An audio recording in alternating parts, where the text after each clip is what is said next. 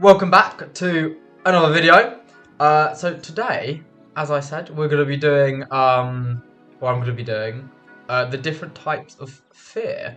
I thought this would be an interesting topic to cover because, considering I'm making horror games, I feel like it'd be important to evaluate what different types of fear there are and how this might link to the game and how it links to biblical accurate angels as a genre. So I'll get right into it. So the first fear that I've classified, I think there are 5. Obviously, I am no expert, but this is my opinion on different types. So first fear is instinctive fear. So for instinctive fear, I kind of went with this idea of it's this stuff that you're born with, it's innate. I'm pretty sure this is already a thing, but I don't know. But I think it's a case of you're born as a baby with 2 of these instinctive fears. The biggest examples being loud noises and being afraid of heights. A lot of people can get over the fear of heights, like you can look down and more or less not have that rush of adrenaline. But when it comes to the loud noises, I think you can't actually get rid of that. I feel loud noises, they indicate something's wrong, or they tend to indicate something's wrong. And whenever, people jump when they hear a loud noise, and they might not be afraid of what's making the loud noise or whatever, but the loud noise itself tends to indicate danger. So I think that's probably implanted to us when we're born, so that as a baby, if we hear a fucking lion roaring or some shit, we're gonna be afraid, and that keeps us safe. And the same with tall heights. If you're somewhere where your body's like, oh my god, I'm high up, and you're scared of it, it usually means that you're only fearing because if you fell, probably kill you. So both of these I think are very primal things. I don't think you would really need to evolve from it, because loud noises and tall heights usually indicate there's some sort of kind of harm, and the fear makes you cautious of the harm. The second one, by the way, all of these I'd like to point out, I think we develop the different kinds of fear as we get older, and I'll explain why when we get to the third one. But as for the second one, once you're past that initial stage of life, when you've been born, your body has a physical reaction to loud noise and heights, but you don't have a mental one. But on the other hand, you get phobias. Phobias are what I think of the second fear, and I'd also like to call them irrational fears, because I think that's what phobia means actually. But traumatic experiences when young create these irrational fears. For example, if you're sorry for that. If you're a child, and when you're younger, you're swimming in the pool and you almost drown, or say you're in the sea and you almost drown, you're gonna have that trauma stick with you for life because your brain isn't fully developed yet, or it's still in very early stages of development. And this trauma, I feel, creates these irrational phobias. For example, arachnophobia is usually a big one. This one, I think, is created based on how the fears are produced and how they're socially described. For example, sharks. Everyone says sharks are horrible and they're evil. And in movies, Jaws, and then for spiders, there's a movie literally called Arachnophobia, great movie. 8-legged freaks. All these different depictions of things like that create these fears as well. So it's not just traumatic experiences, it's how different things are branded by the world, I guess, or humanity. But when it comes to, for example, when you get older and you've had this traumatic experience when you're younger where you almost drowned, now that you're older, you'll be afraid of water. And there's nothing to say that the water is necessarily dangerous. If you go in the water, it's just a liquid. But obviously there's always that present trauma where you think something's going to happen. You don't need to rationalize it, but you have this stick with you through life.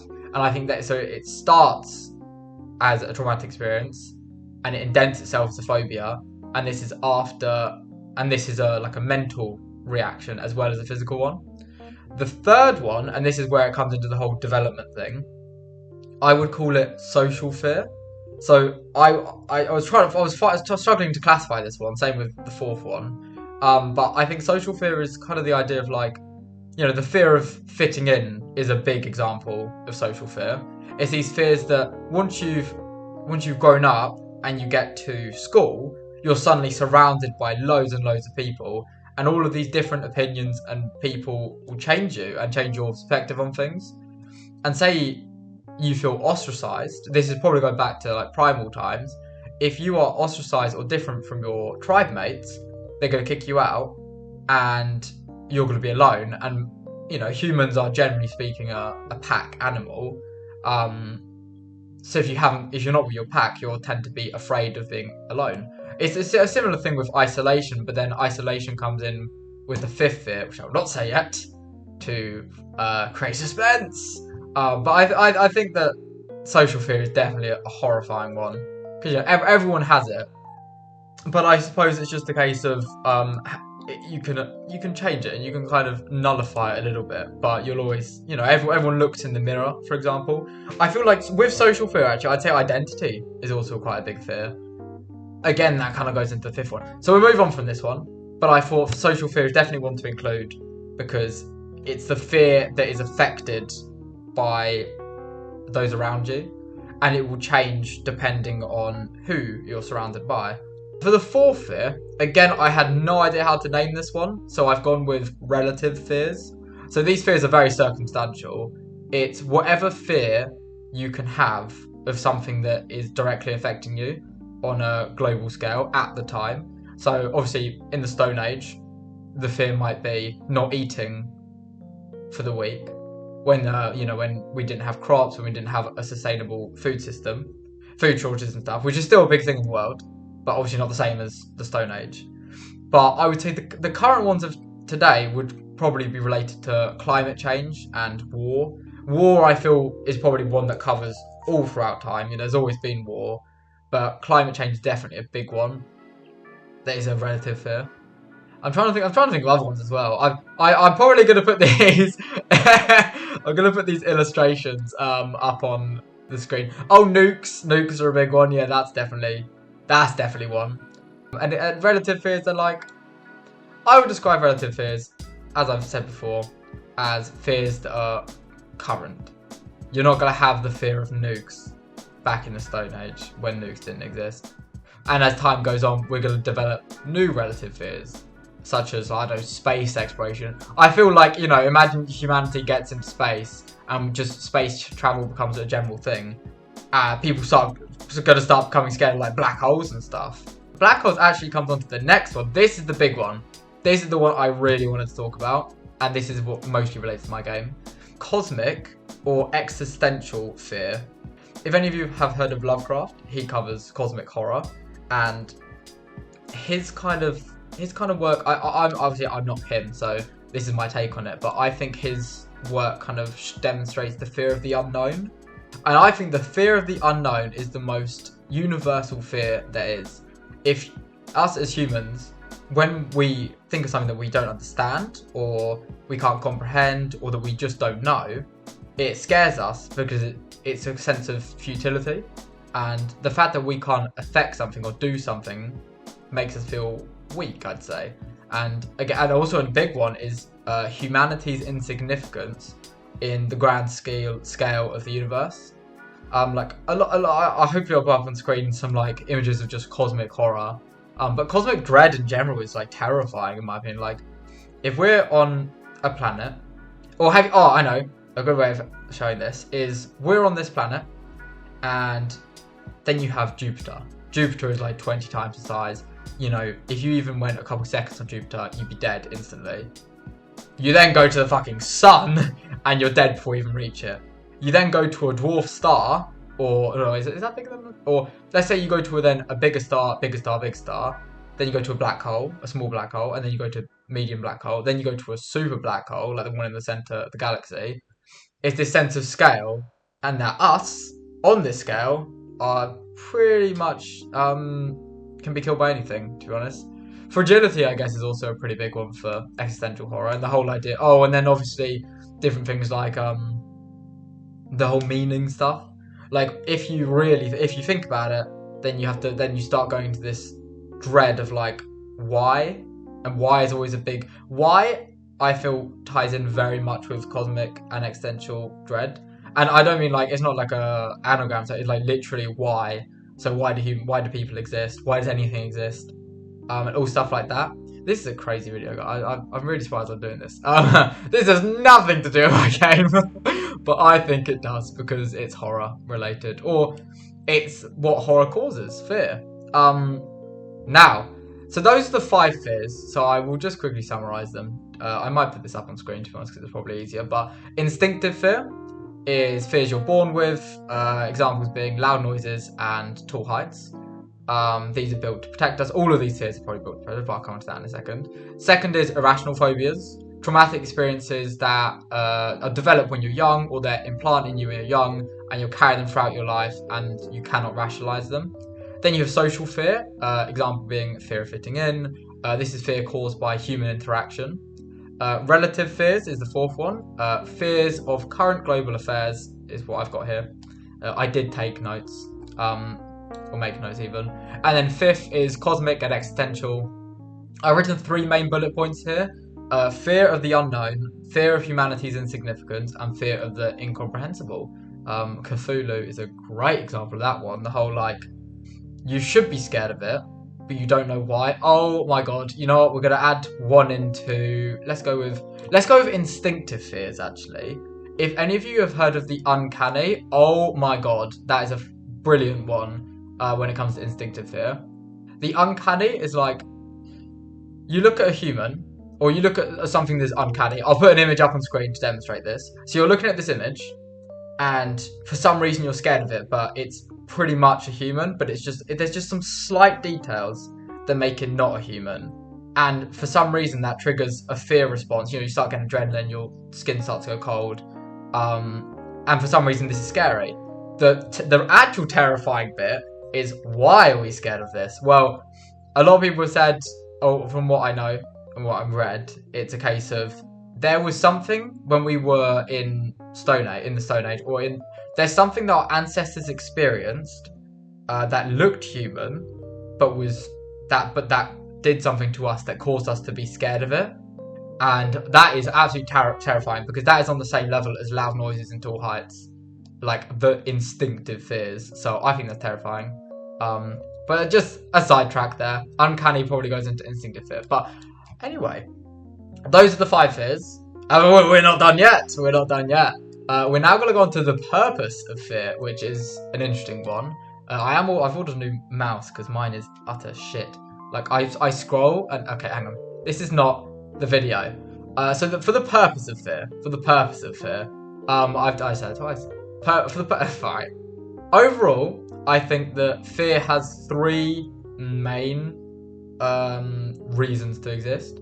And why, you know, it's built into us for a reason. Everything that we have, apart from the... whatever our tailbone is called. Is it the appendix? No, it's not even a tailbone. Okay. The 3 main things are fear protects us. And then there are uses of it as well. Well, okay, to be fair, fear is built in us to protect us, because if you're scared of something, it's usually for a good reason. Except for like social fears, which don't necessarily have a reason to. No, because then again, the point with the ostracized by the tribe mates. If you're ostracized or kicked out of your tribe, we don't fit in, you'll be isolated and then more vulnerable to threats. I feel like lots of fears like this, obviously not cosmic and existential, they all came from primitive times, but cosmic and existential, definitely not. I don't think, or I wouldn't assume so, that cavemen were thinking, tentacles. That was a Cthulhu reference. Anyway, back to the purpose of fear. So to protect us is the main reason for fear. But what is fear generally used for apart from this? Well, I've got 2 main things here. Fear can be used to control others. So if you kill someone, like public executions, if you kill someone in front of a group of 50 for doing something, that say for stealing, those 50 people are going to have a reason not to steal because they're scared of dying. It's that's pretty simple. It's just generally how it's used in regimes and stuff like that. Fear is a great method of controlling everyone, or controlling people. It's almost like a tool. But saying that, you then go to the other end of the spectrum, and I think fear can be used for entertainment. Hence the whole existence of horror games, horror movies, horror books, everything related to horror. The whole existence of horror as a genre itself is based on fear, obviously. But yeah, I think fear can be used for entertainment, and like that feeling of being scared, or say you're watching a scary movie, you're scared, but you know that you're not in danger, and I think that's one of the most important things. Or it's such an interesting feeling, and not just an interesting feeling.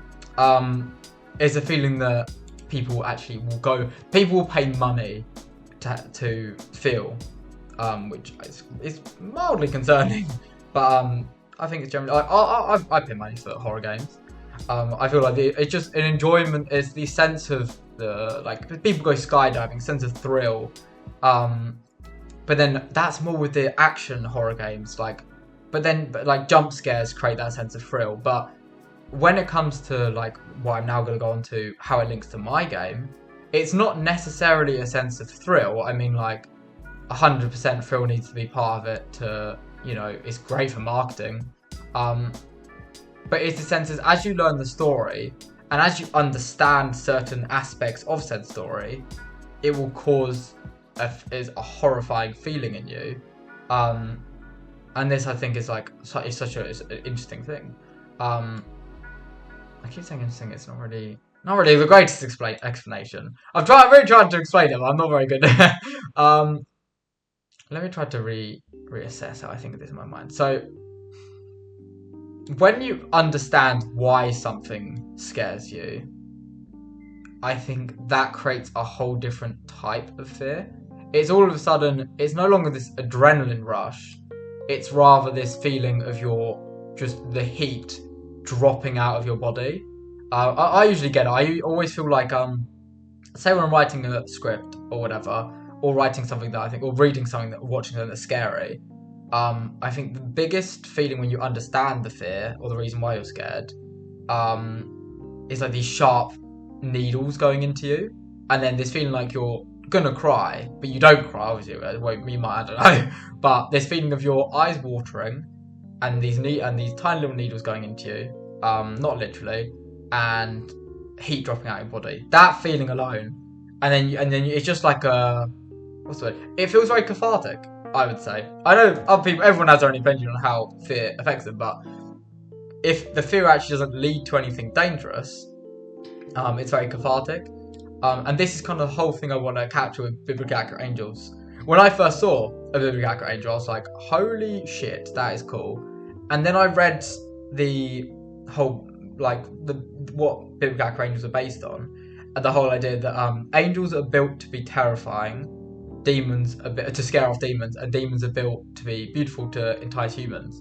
And I just think, damn, considering all of the socialization of angels as these nice beings. Obviously, some powers are nice, I think, or maybe they're not. I don't know. I'm not for what's the word? For a disclaimer, I'll put this in all my games as well. I've not read the Bible. I've not read all the Bible. Because none of this I don't want this to relate to religion. Obviously, it by definition relates to religion because biblically accurate angels.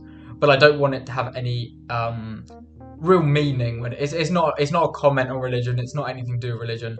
It's just a concept that is cool, and I think it could be used to make a whole different concept. It's like the whole, I don't know. I just think it's a cool idea, and I want to share it. Anyway, I think that pretty much covers everything I wanted to talk about. There are a few more things to do with cosmic and existential dread as well.